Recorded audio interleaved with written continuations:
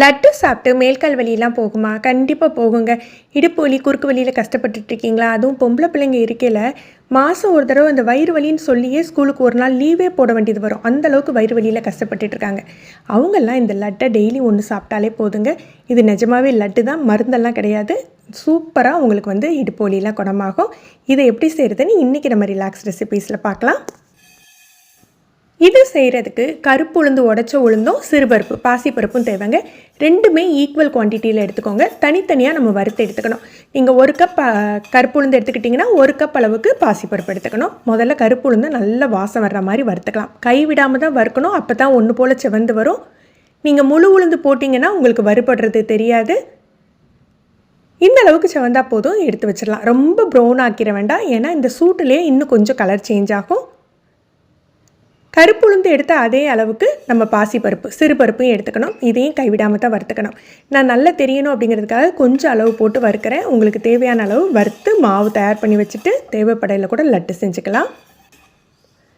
இதுவும் நல்ல இந்த மாதிரி செம்பு கலரில் வந்துடணும். இதையும் எடுத்து நம்ம ஆற வச்சிடலாம். நான் இன்றைக்கி 1 கிலோ பாசிப்பருப்பு, 1 கிலோ கருப்பு உளுந்து வறுத்து வச்சுருக்கேன். இது 6 நாக்கில் மிஷினில் கொடுத்து திரிச்சு எடுத்துக்கலாம். நீங்கள் 1 கப் செய்கிறீங்க அப்படின்னா மிக்சர் ஜார்லேயே நீங்கள் அரைச்சி எடுத்துக்கோங்க.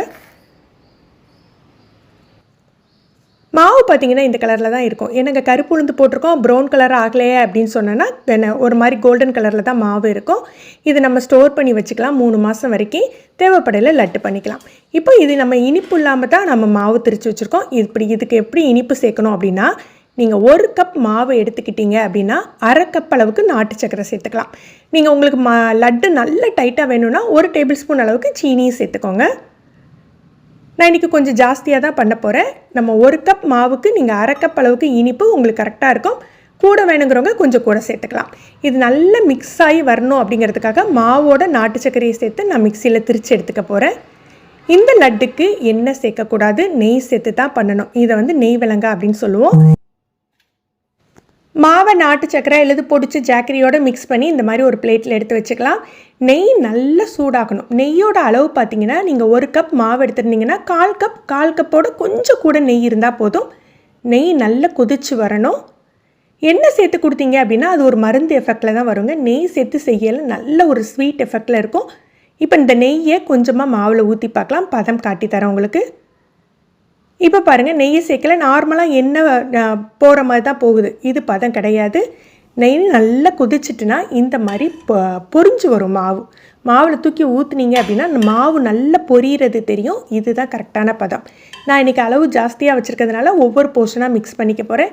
நீங்கள் பிகினராக இருந்தீங்கன்னா 1 கப்பில் செஞ்சு பார்த்திங்கன்னா தாராளமாக 1/4 கப் நெய்யை கொதிக்க வச்சு அதில் ஊற்றி மிக்ஸ் பண்ணிக்கலாம். இந்த லட்டு பார்த்திங்கன்னா நார்மலாக திருநெல்வேலி சைடில் பாசிப்பருப்பு மட்டும் வச்சு செய்வாங்க. நெய் விலங்கா அப்படின்னு சொல்லுவாங்க. பாசிப்பருப்பும் நெய்யும் யூஸ் பண்ணி செய்கிறது. அதே தான் நம்ம கருப்பு உளுந்தும் சேர்த்து செய்ய போகிறோம்.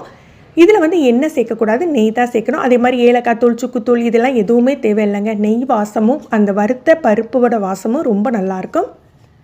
இப்போ ஒரு போர்ஷனில் மிக்ஸ் பண்ணிவிட்டேன். கொஞ்சம் கை பொறுக்கிற சூடு வந்திருக்கும். அதுக்கப்புறம் நம்ம லட்டு பிடிக்க வேண்டியதான்.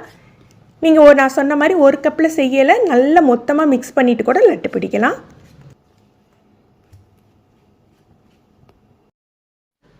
முதல்ல மாவு டைட்டாக இருக்க மாதிரி தோணும். அதில் நம்ம இனிப்பு சேர்த்துக்கிறதுனால கொதிக்க நெய் பட்டப்பட இலகி கொடுக்கும். நல்ல இலகி கொடுத்து பிடிக்க வரும்.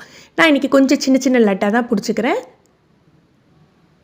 இதே மாதிரி எல்லா லட்டையும் பிடிச்சி வச்சுக்கலாம். உங்களுக்கு எந்த சைஸ் தேவையோ அந்த சைஸில் பிடிச்சி எடுத்துக்கோங்க.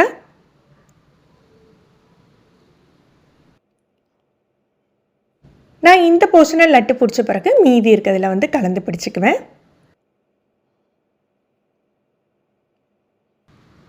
இந்த லட்டு பார்த்திங்கன்னா நீங்கள் ஃப்ரிட்ஜ்லாம் வைக்கணும்னு அவசியம் இல்லைங்க. வெளியிலேயே 1 வாரம் 10 நாள் வரைக்கும் நல்லாயிருக்கும். 1 வாரம் அந்த வாசம் கொஞ்சம் கூட குறையாது. நீங்கள் லஞ்ச் பாக்ஸ்க்கு டெய்லி ஒரு லட்டு வச்சு கொடுத்தாலும் சரி, பிள்ளைங்க ஸ்கூல் விட்டு வந்தாக்கில் இதை கொடுத்தாலும் சரி, நல்ல எஃபெக்டாக இருக்குங்க. நம்ம கருப்பு உளுந்து சேர்த்துருக்கிறதுனால நல்ல இடுப்புக்கெல்லாம் நல்ல பலம் கிடைக்கும்.